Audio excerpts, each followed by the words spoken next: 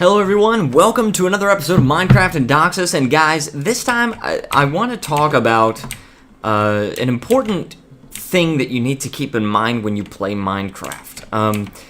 And those are the 4 A's, okay? I'm going to call them the 4 A's, and this is how I decide, what to do with resources when I find them, because there are so many different resources in Minecraft, and keeping track of them all is sometimes a challenge for people, and I think that if you're like me, you like to kind of hoard everything, and so what I like to do is categorize my different resources into different categories, really. 4 different categories, all beginning with A. All right. The first one is abundance. You need to recognize when you need to have a resource in abundance. An example of this is cobble. Guys, you can see the thing. I have 2, 4, 6, 8, 10, 12, and I have all of these are just filled to the brim except for this one with cobble. And cobblestone is in absolute abundance. All right, now you might also consider like diorite to be in abundance, andesite. I don't have as much granite as the other ones. Smooth stone, but that comes from cobblestone. There are things that are in abundance, all right? And you need to recognize when you're like, okay, I just need to have a ton of this resource, right? Stone bricks by extension, because you get those, through cobble originally. So, yeah, those are things that you want to have through abundance. You want to have a ton of them, and that way, when you're building something, you could just test out a structure with cobblestone. I can always keep a stack of cobblestone as basic building blocks. So, I mean, that is very, very abundant. Another example of this is coal. Okay, I have so much coal, I just built this decorative thing out of purely coal blocks.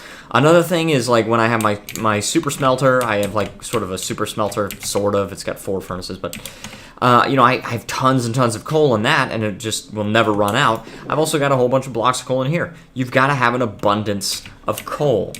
Another example, it might not be for everybody, but for me, it's redstone. I have a ton of redstone. I actually might have more redstone than I do coal. But, so that's an example, all right? The next category is availability, okay? These are resources that you recognize that you need to have, but you can't easily get them in abundance. And an example of these would be phantom membranes, all right? Now, these are kind of hard to come by because, first of all, you can't really make a farm for phantoms, okay? You can't really do that. But then again, you don't really need to, because how often do you need phantom membranes, right? You only need phantom membranes when you're making slow-falling potions and when you're repairing your elytra, or elytra. I don't know how to pronounce it. But they have very limited uses. So even though they are hard to come by, that's kind of okay. You just need to recognize that you don't need a particular resource in abundance. Another example of this is rotten flesh, okay? I don't have an entire chest. Actually, a lot of these mob drops are just... You recognize that you should have some. For example, the rotten flesh can be used in villagers. Villagers will trade for it, and they'll give you emeralds in exchange. Spider eyes can be used for poison potions. String can be used in wool and can also be used for bows and things like that. There are different uses for string. There's also a trick with cobblestone wall that you can use. Gunpowder is used for splash potions, and you can also use it, of course, in TNT and stuff like that. Slime balls are used for sticky pistons. My point is, it is available, but it's not in abundance. You don't have a ton of it, okay? You just have enough, okay? And then you might have a project. Another example of this is quartz for me, because I don't have a whole lot of quartz. I do have a lot of ore here, but I don't have like a ton of quartz, but I do have some, and that's how I made the monument out there. I'm not going to exit my storage system. Okay, and then the next category is accessibility. Okay, now this is a resource that you might need a lot of, but there's not really much point in just going out and hoarding a whole bunch of it right now. Okay, a good example of this for me is sand. Okay, I do have some sand, and I've got a lot of space allocated for sand and even sandstone and even glass. But I don't need to keep a lot of it on hand. It's okay if I'm kind of short on it right now, because it's so easy to go and get a ton of it. All I've got to do is go to the desert, right? I just got to go to a desert and just mine out a whole bunch of sand. Dig. So that's super easy. Another example of this might be, in certain cases, it might be like some mob drops. For example, ink sacs. I don't really have a lot of them. Okay, but it's very, very easy to get more. All I have to do is go underwater. There are tons of squids that just spawn naturally. I just kill the squids and I get the ink sacs. It's very, very easy. And then I've got the ink sacs. I don't need to keep a lot on hand. It's not the same as available because you have less of them. You have less of them. Like I don't have a lot of phantom membranes, okay? But I have even fewer ink sacs, right? I don't have a lot of slime balls, but well, I have more sand, but slime balls are not so accessible. Okay, slime balls are not quite as accessible. You get some, you build up a little bit, but you can't access them as easily as you can with sand.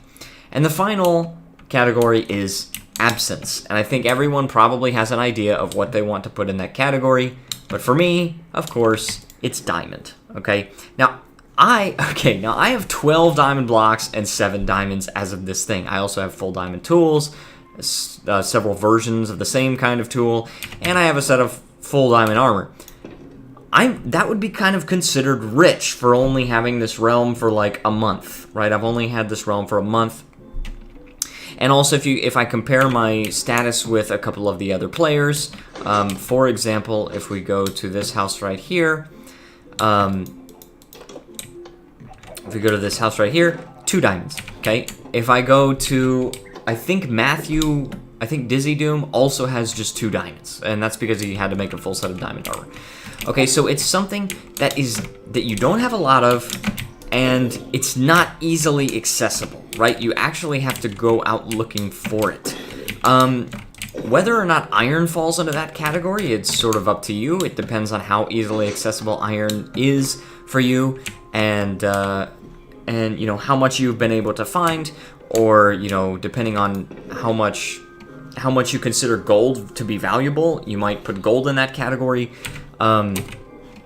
It really depends, but mainly in the absence category, you have finite resources that are difficult to obtain. Emeralds would definitely classify in the absence category. I also call it just a scarce category, scarcity.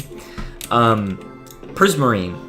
Now, prismarine is not really something you can easily have in abundance unless you just completely demolish an ocean monument, which is not so easily. But even if you consider prismarine to be abundant, or at least available, sea lanterns are absent. Okay, they're very difficult to get. I have fewer sea lanterns than I have diamonds, so think about that.